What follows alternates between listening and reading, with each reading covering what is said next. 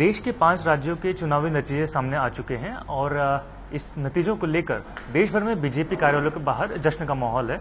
और इस वक्त हमारे साथ बात करने के लिए हैं महाराष्ट्र प्रदेश अध्यक्ष दादा पाटिल। सर, आपसे जानना चाहेंगे कि आज बीजेपी के लिए एक बड़ा दिन है, 10 मार्च का दिन। हम आपको देख पा रहे हैं कि होली के पहले होली का माहौल है। सबसे पहले आपकी प्रतिक्रिया इस पूरी जीत को लेकर। बहुत गर्व होता है, मोदी जी के नेतृत्व में हम काम करते हैं। बहुत अभिमान होता है मन में कि हम जगत जी, हमारे राष्ट्रीय अध्यक्ष जी के नेतृत्व में काम करते हैं। बहुत आनंद होता है कि देवेंद्र जी जैसे सहकारी हमको है कि जिनको जो राज्य दिया जाए, बिहार दिया जीता, गोवा दिया जीता, तो बहुत आज खुशी हो रही है, बहुत गर्व हो रहा है कि ऐसे पार्टी में हम रहते हैं कि जहाँ जो बोलते हैं वो करते हैं। सर, हम देख रहे हैं कि जितने प्रमुख राज्य हैं उसमें लगातार बीजेपी को जीत मिलती जा रही है। इस बार भी जो नतीजे हैं वो फिर से दोहरा रहे हैं खुद को कि जनता का जो समर्थन है वो बीजेपी को लगातार मिल रहा है। हालांकि महाराष्ट्र में अभी आपकी सरकार नहीं है। इस पूरे चुनाव नतीजे को अगर हम महाराष्ट्र के परिप्रेक्ष्य में देखना चाहें, महाराष्ट्र के कॉन्टेक्स्ट में समझना चाहें, तो कैसे देखेंगे? महाराष्ट्र में सरकार नहीं, इसका कारण आप जानते हैं कि विश्वासघात हुआ। इस विश्वासघात को हम नहीं भूले हैं और हम जब भी चुनाव आएंगे, बीच बीच में जो चुनाव आते हैं ग्राम पंचायत के, नगर पंचायत के, वो सारे चुनाव हम ही जीतते हैं। नंबर 1 की पार्टी हम ही बनते हैं, तीनों इकट्ठे होने के बावजूद भी। तो आने वाले दिनों में नगर पंचायत हो, महानगर पालिका हो, पंचायत हो, जिला परिषद हो, लोकसभा हो, विधानसभा हो, अकेले लड़ेंगे और महाराष्ट्र की सबसे बड़ी पार्टी बनेंगे। सर, आप दावा कर रहे हैं महाराष्ट्र में सबसे बड़ी पार्टी उभरने का, लेकिन लगातार जो विपक्ष है उसका कहना होता है कि बीजेपी धर्म की राजनीति करती है। लेकिन जिस तरीके के वोट शेयर आपको लगातार मिल रहे हैं, जिस तरीके की 5 में से 4 राज्यों में आप जीत हासिल कर रहे हैं, क्या आपको लगता है कि विपक्ष के जो आरोप हैं वो महज एक आरोप हैं, क्योंकि जनता ने जो आपको मत दिया है वो आपके काम को लेकर दिया है?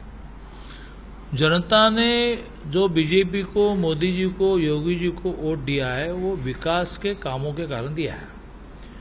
कोविड में 2 साल 80 करोड़ लोगों को फ्री अनाज, मुफ्त अनाज मोदी जी ने दिया। भारतीय व्यक्ति यह छोटा सा भी उपकार हुआ, छोटी सी भी मदद हुई तो उसको ध्यान में रखने वाला है। तो 2 साल जब कोविड के कारण हाथ को काम नहीं था, तब मोदी जी ने 2 समय की रोटी दी, ये लोग नहीं भूलेंगे। 8 करोड़ घरों में गैस कनेक्शन आया है, हमारी महिला नहीं भूलेंगी। घर में शुद्ध जल नल से आया, ये मेरी माता बहन नहीं भूलेंगी। तो यह यश धर्म के आधार पर मिला है कि नहीं, तो हम हमारे धर्म के बारे में बहुत अभिमान मानते हैं, क्योंकि हमारे धर्म कोई मूर्ति पूजा में सीमित नहीं है। वो धर्म मानवता धर्म है। इसलिए तो आज पूरे दुनिया में 60 देशों को वैक्सीन भारत ने दी। अभी यूक्रेन में अनाज भारत ने भेजा। आज 40 अनडेवलप्ड कंट्रीज के डिजाइन से लेकर भारत करता है, क्योंकि हम सारी दुनिया एक कुटुंब है ऐसे मानते हैं। इसका अर्थ यह नहीं है कि मेरी जो निष्ठा है, मेरी जो अस्मिता है, इसका मैं अभिमान न रखूँ, ये किसने कहा? छत्रपति शिवाजी महाराज को हम मानते हैं। छत्रपति शिवाजी महाराज शंकर जी की पूजा करते थे, मस्जिद में जाकर नमाज नहीं पढ़ते थे। मस्जिद में जाकर नमाज पढ़ने वाले को रिस्पेक्ट देते थे, लेकिन शंकर की पूजा करते थे। तो धर्म के आधार पर मत मांगना ये क्या है? धर्म के आधार पर लोगों को समझाना कि भाई हम बीजेपी को वोट देंगे तो अपनी सारी अस्मिता, राम जन्मभूमि से लेकर, वाराणसी से लेकर, काशी विश्वेश्वर से लेकर और शंकराचार्य की समाधि से लेकर सारे विषय भारतीय जनता पार्टी पूरी कर सकती। हिम्मत कांग्रेस की कि वो जिन मंदिरों पे मुसलमानों ने आक्रमण किया था, ऐसा कोई मंदिर को हाथ लगाकर कहे कि ये मंदिर हम खड़ा करेंगे। 500 साल इस देश में हमने राज किया, इसलिए देश हमारा है मानने वाले लोगों को आप अपीजमेंट करते हैं। वही आपका और हमारा विचारों का अंतर है, आपकी और हमारी दुश्मनी उसी विषय पर है। हम ये मानते हैं कि कश्मीर का हिंदू कश्मीर में रहना चाहिए। आप ये मानते हैं? आप ये मानते हैं कि नहीं, कश्मीर के हिंदू को मुसलमानों ने भगाया तो अच्छा किया, या आप चुप्पी तो कम से कम रखेंगे तो अच्छा किया मानने की भी धाड़स नहीं आपने? सर, आप कह रहे हैं कि जनता ने आपको काम के मत पे दिया है, लेकिन वहीं संजय रावत हैं जिनका ये स्टेटमेंट आ रहा है कि बीजेपी को अपने काम के बदले नहीं बल्कि अपने प्रचार तंत्र, क्योंकि उनका मजबूत है, इसलिए जनता की तरफ से उनको वोट दिया जाए। आपको किसने रोका? प्रचार तंत्र मजबूत करने के लिए आपको किसने रोका? और लोग पुराने जैसे भोले वाले नहीं है। हाँ, वो पैसा भी लेंगे किसी पार्टी से, लेकिन वोट जिसको देना है उसको देंगे। टीवी पर देखेंगे, सभा में जाएंगे। मैं हमेशा पुरानी याद देता हूँ कि अटल जी की सभा में 1 लाख लोग रहते थे, वोट मिलती थी 5,000। तो लोग आते थे अटल जी को सुनने के लिए। तो उस समय भी लोग इतने होशियार थे। अभी तो जमाना बदल गया। सर, वहीं बात करें एनसीपी सुप्रीमो शरद पवार हैं, उनकी तरफ से आज प्रेस कॉन्फ्रेंस ली गई जिसमें उन्होंने कहा कि बीजेपी को हराना जिस तरह के नतीजे आ रहे हैं वो थोड़ा डिफिकल्ट हो रहा है।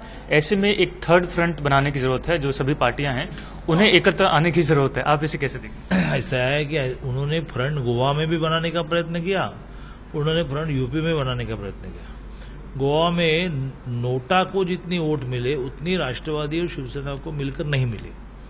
नोटा से तो ज़्यादा वोट मिलने चाहिए। यूपी में ढूंढना ही पड़ रहा है दूरबीन लेकर कहाँ इनको यश मिला है। गोवा में तो क्लियर हुआ कि यश नहीं मिला। तो ये सारी वल्गनाएं हैं। 4-5 मेंबर ऑफ पार्लियामेंट चुनकर लाना, ऑल इंडिया पार्टी स्वयं को कहलाना, देश में हमेशा 2-4 लोग कम पड़ते ही है, उसके आधार पर मिनिस्टर बनना और देश का पंतप्रधान बनने का सपना देखना।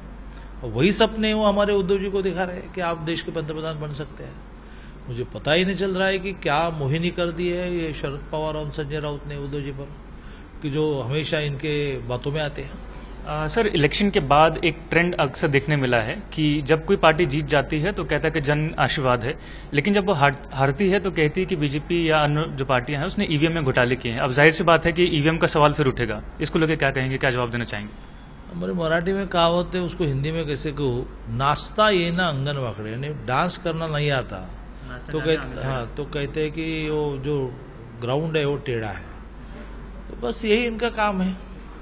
ठीक है। तो सर, आप आज से सेलिब्रेशन आपका माने कि आज अंत होगा कि आज से सेलिब्रेशन एक बिगनिंग होगी कि महाराष्ट्र में चुनाव है?